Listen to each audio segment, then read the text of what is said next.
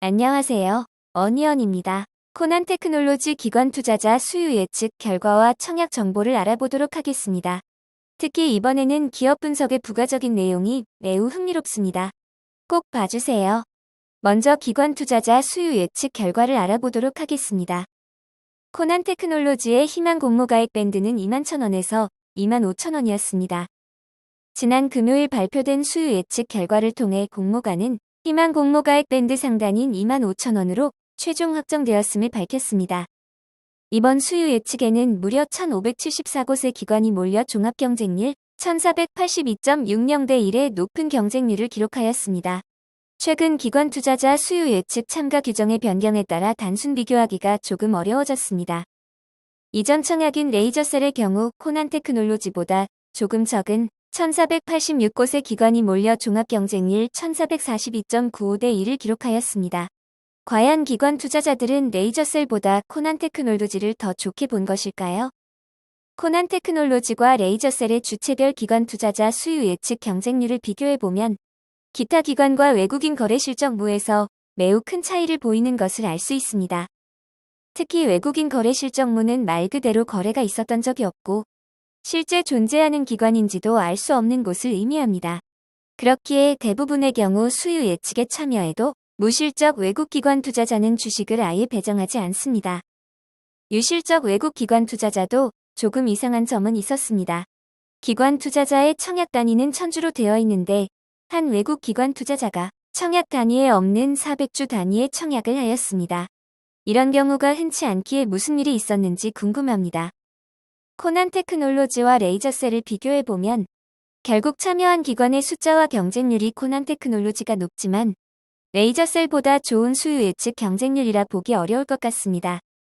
이전에 수요 예측 제한을 하지 않은 경쟁률과 이번처럼 참여에 제한이 있는 경쟁률을 그대로 비교하기에는 무리가 있습니다. 이에 먼저 변동이 제일 심한 중개업자와 기타 기관, 무실적 외국인은 제외합니다. 그리고 주체별 최소값, 최대값, 평균과 표준 편차를 검토하여 정교화라는 과정을 통해 서로 비교할 수 있도록 조정합니다. 이렇게 조정된 경쟁률을 구해보면 저의 조정 경쟁률 기준 코난테크놀로지는 991.64대 1로 넥스트칩의 995.84대 1과 거의 비슷하고 더만퓨얼셀의 656.87대 1보다는 높습니다. 기존 진행된 종목들과 비교해보면 아셈스보다 조금 낮고 포바이포보다는 높다고 할 수 있습니다. 경쟁률은 최고 수준은 아니어도 좋은 편입니다. 이어서 수요 예측 분포를 살펴보도록 하겠습니다. 기관 투자자들의 수요 예측은 공모가보다 높은 밴드 상단 초과에 가장 많은 780건, 공모가 하단 미만은 4건이었습니다. 수요 예측 분포를 건수 기준 그래프로 살펴보면 상단 초과에 50.16%, 상단이 49.32%로 거의 모든 수요 예측이 상단과 상단 초과에 몰린 것을 확인할 수 있습니다. 압도적으로 상단 초과에 몰린 청약에 비하면 조금은 분포가 아쉽습니다. 그럼에도 수요 예측 경쟁률과 분포가 나쁜 것은 아니기에 공모가는 희망 공모가 밴드 상단으로 결정된 것 같습니다. 수요 예측에서 가장 중요한 의무 보유 확약을 살펴보면 의무 보유 확약을 신청한 기관이 108곳으로 건수 기준으로 의무 보유 확약은 6.86%이고 수량 기준으로는 비슷한 7.07%를 기록하였습니다. 수량 기준 2021년 평균 의무 보유 확약 신청은 16.34%였습니다. 코난테크놀로지의 의무 보유 확약은 2021년 평균보다는 많이 낮은 수치입니다. 수량 기준으로는 올해 진행된 수요 예측 결과와 비교해보면 그리 좋은 결과는 아닙니다. 올해 진행된 코스닥 종목의 수요 예측 중 12번째로 낮은 의무 보유 확약을 기록하였습니다. 코난테크놀로지의 의무 보유 확약은 인카금융서비스, 세아메카닉스보다는 높고 오토앤, 아셈스보다 낮은 수준입니다.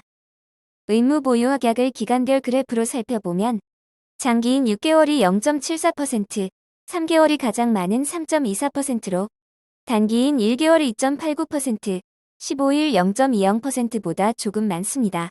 다만 아주 높지 않은 의무 보유 확약 신청이라 큰 의미를 부여하기는 어렵습니다.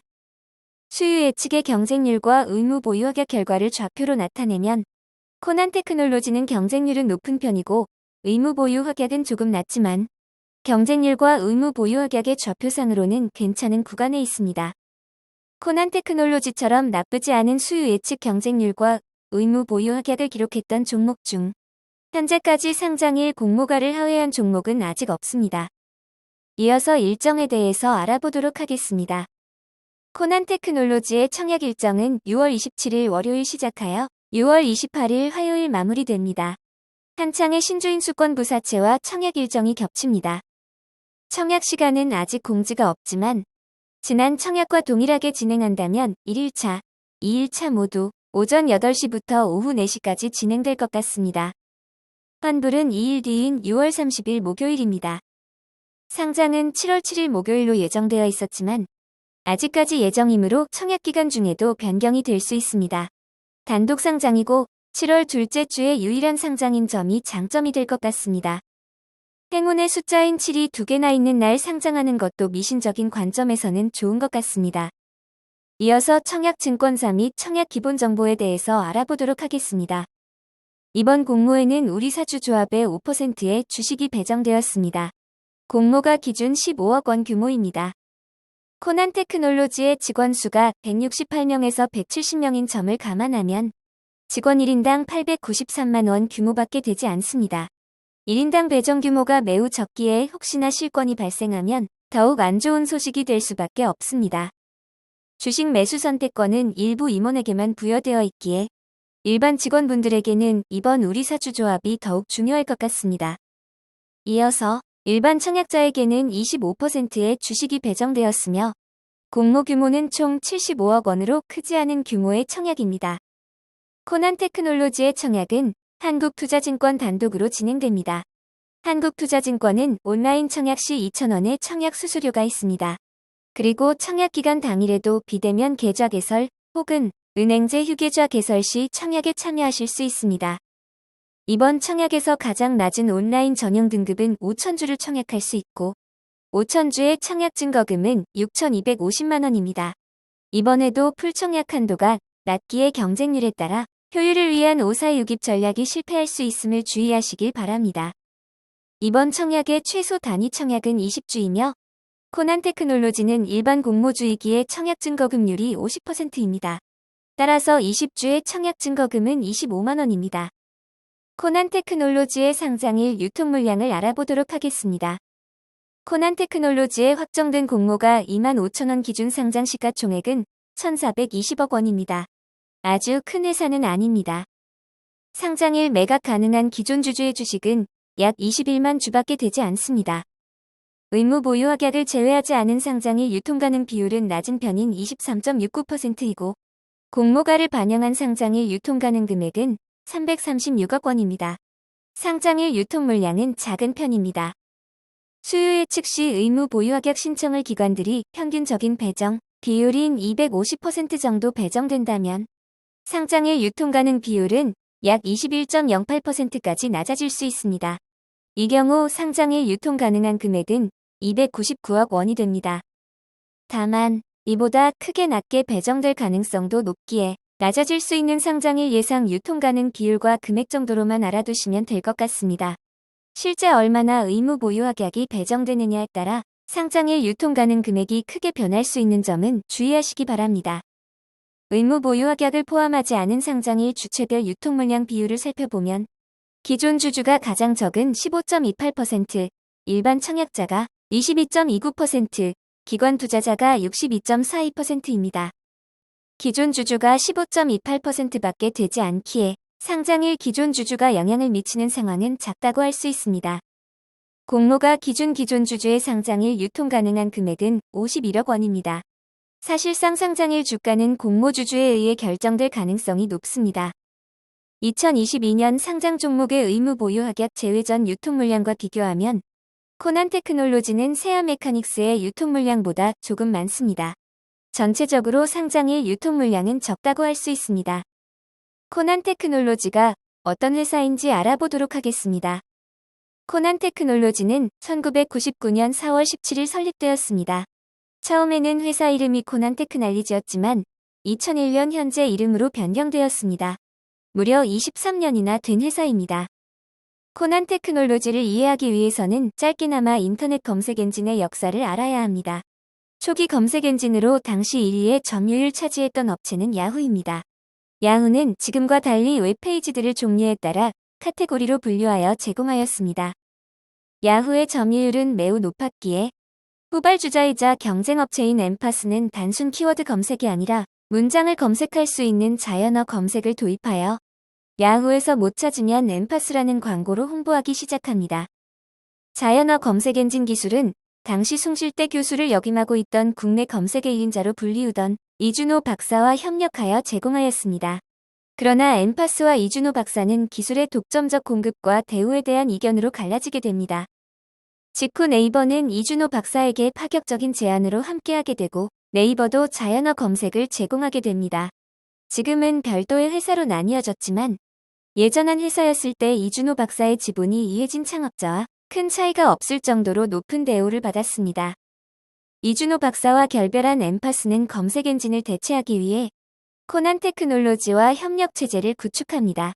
코난 테크놀로지와 엠파스는 함께 새로운 검색 엔진 엠파스 XP를 만들고 2001년부터 서비스하게 됩니다. 엠파스는 코난 테크놀로지의 검색 엔진을 독점적으로 사용할 수 있는 권한을 받았습니다. 즉, 다른 업체들은 코난 테크놀로지의 검색 엔진을 사용할 수 없는 것입니다. 그 대신 1년 최소 5억 원의 사용료를 지급하고 검색 매출의 10%와 검색 외의 매출 5%를 합한 금액이 5억 원을 넘는다면 그만큼 추가적으로 지급하는 계약을 하였습니다. 엠파스의 매출이 커질수록 코난 테크놀로지는 큰 수익을 얻을 수 있는 구조입니다. 검색 엔진의 중요성이 점점 중요해지자 엠파스는 당시 자기 자본의 4분의 1이 넘는 돈을 투입하여 코난 테크놀로지의 지분을 21.98%나 매입하게 됩니다. 하지만 엠파스는 2007년 싸이월드를 서비스하던 SK커뮤니케이션즈와 합병을 하게 됩니다. 그에 따라 지금까지 보유하고 있던 코난 테크놀로지의 지분은 엠파스가 아닌 SK커뮤니케이션즈로 표기되고 있는 것입니다. 그리고 SK커뮤니케이션즈가 보유하고 있던 포탈 네이트와 결국 통합되게 됩니다. 한때 2위를 위협할 정도로 높은 성장세를 기록했던 엠파스였지만 네이트 통합 이후 현재의 검색 점유율은 집계조차 되지 않을 정도로 낮아진 상황입니다. 지금 네이트로 검색하시는 분들은 거의 없다고 볼 수 있습니다. 이처럼 코난 테크놀로지의 검색 엔진을 사용하는 엠파스, 네이트의 실적이 좋지 않자 코난 테크놀로지의 매출도 크게 줄어들게 됩니다. 2016년까지 매출은 꾸준하게 줄어들고 영업이익은 적자를 기록하였습니다. 하지만 이제 검색 엔진을 독점적으로 공급하지 않아도 되기에 다른 업체들에게도 해당 제품을 판매하게 됩니다. 이 제품이 현재 매출의 50% 이상을 차지하고 있는 코난 서치입니다.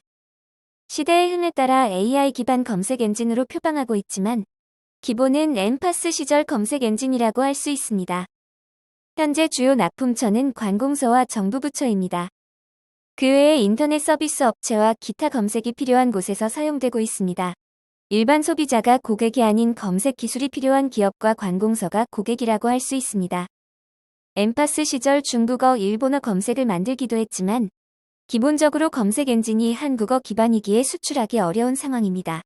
100% 내수로만 매출이 발생하고 있기에 수출로 매출이 늘어나기 어렵습니다. 이제 코난 테크놀로지의 결론을 내려보도록 하겠습니다. 코난 테크놀로지는 2017년과 2018년 자료는 없지만 2019년 이후 매출과 영업이익이 증가하고 있습니다. 장기간 침체를 벗어나고 있는 것 같습니다. 하지만 코난 테크놀로지는 작년이나 최근 순이익으로 공모가를 산정하지 않았습니다. 지금으로부터 먼 미래인 2024년 추정 순이익을 기반으로 가치를 산정하였습니다.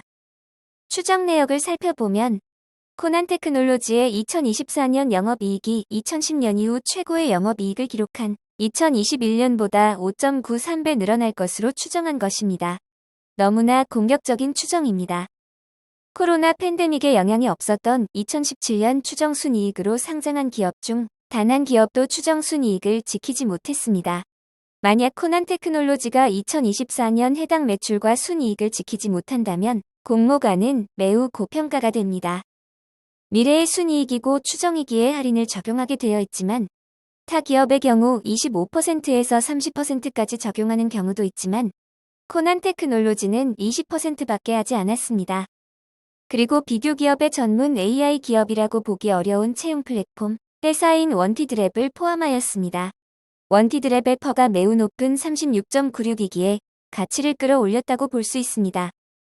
레이트 검색의 영향력이 점점 작아지는 SK커뮤니케이션즈의 지분이 3개월 후부터 매각이 가능해집니다. 두 회사 간의 관계와 앞으로의 상황은 알 수 없지만 만약 매물로 나오게 된다면 주가는 크게 변동될 수 있는 점 주의해야겠습니다. 그러나 공모주로는 나쁘지 않습니다. 물론 고평가로 보이지만 기관 투자자 수요 예측 결과가 나쁘지 않았고 상장일 매각 가능한 기존 주주가 적으면서 유통 물량이 많지 않은 점이 공모주로서 최고의 장점입니다. 단독 상장이기에 변수도 적습니다. SK커뮤니케이션즈의 지분은 모르지만 한국항공우주산업이 작년 7.82%의 지분을 취득한 것은 핫한 테마로 부각되고 있는 항공, 우주 테마에 엮일 수 있는 가능성이 있는 점도 장점입니다. 여러 가지 상황을 고려할 때 공모주로서 손실 가능성은 낮아 보이지만 장기적인 투자로는 테마로 엮이지 않는다면 큰 성과를 얻기 어려워 보이는 점 주의하시기 바랍니다. 2024년 과연 해당 매출과 순이익을 달성할 수 있을지는 아무도 모릅니다. 이 영상은 후원회원 여러분들의 후원과 슈퍼땡스, 댓글을 통한 따뜻한 격려를 통해 제작되었습니다. 항상 고맙습니다. 이 영상은 투자 권유가 아니며 투자는 오롯이 투자자의 판단으로 이루어져야 합니다.